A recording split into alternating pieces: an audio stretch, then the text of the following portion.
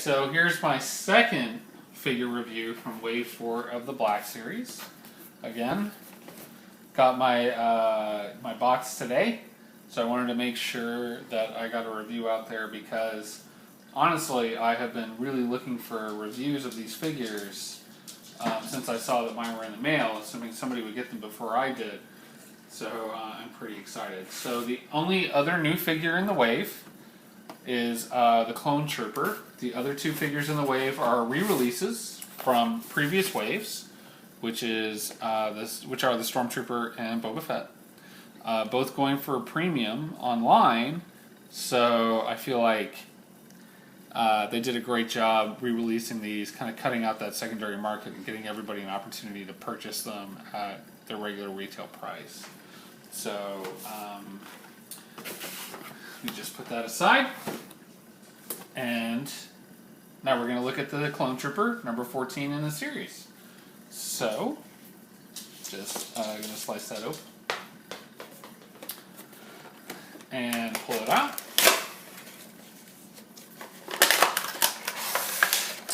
Again, standard Star Wars black packaging.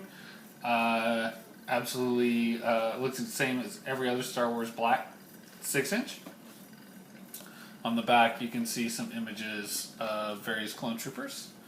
But overall, just a very, exactly like all the other Star Wars black packaging that we've come to love.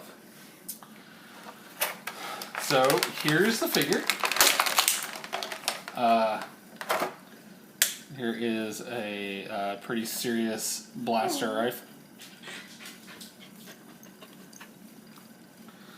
And the standard Stormtrooper blaster. Clone Trooper blaster. Excuse me, that's my dog. Very excited about the Clone Trooper overall. So, let's take the figure out of the package. Let's take the figure out of the package. And see what we have. So,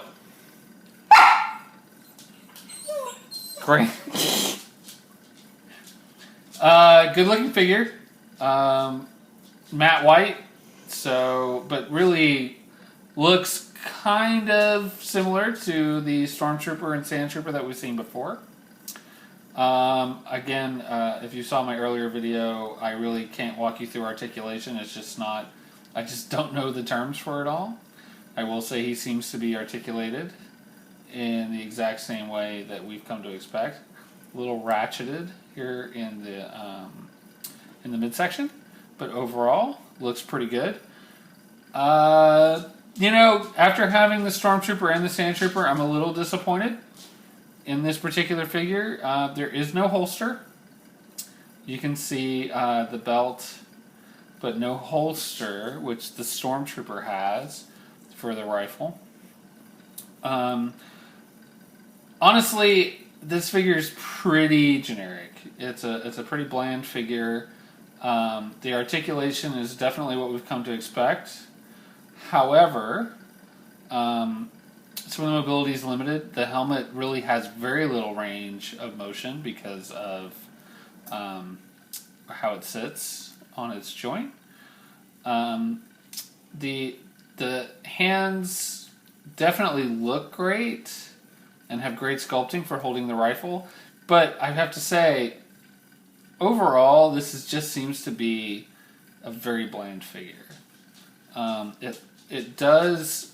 If you're an army builder, you could buy a ton of these and repaint them to your delight. But I just have to say, just seems really bland. I would really have liked to have seen them include the holster that we see on the Stormtrooper figures. Also, I think instead of doing a generic Clone Trooper, they could easily have done any one of the named figures, any one of the named troopers from either the films or the show, and give it some paint deco. And additionally, I would really have loved for there to be a either removable helmet or an alternate head to give us a clone trooper head. But, you know, really overall, it's just a very basic, probably minimal figure with two, you know, great looking guns made out of soft plastic, so they do have a lot of wiggle. Actually, that's fairly rigid, but you can see that this one is a little bit softer and has a lot of wiggle to it. But, you know, if you're someone that really likes the trooper figures, whether it's a stormtrooper or a clone trooper, or if you're an army builder, I think it'll be great for you. But overall, just nothing overly impressive about this particular figure. I think that there are a lot of things that could have been done to it. And you know what? I would not be surprised if we see some repaints of this one in future waves where they really do take that extra bit of care and create a figure that really stands out. I would really love to see him in the wolf paint job, or really any one of the other Commander Gree, really any one of the other paint jobs. But, you know, he's got that matte white paint finish, which is great. I think he looks fantastic as a clone trooper. I just really wanted something a little more interesting. And like I said, a removable head. Really, there are a lot of things they could have done to make this character just a little bit more interesting, this figure a little bit more interesting. But, yeah. So that's the Clone Trooper, number 14 in the wave. Number 14 in the series on wave 4. Again, let me just kind of point out, I feel like the Stormtrooper covers the exact same territory that we see with the Clone Trooper. So having both of those in the wave, as great as they look, I think that was probably a little unnecessary. But they do look good. I just think that that's a little redundant.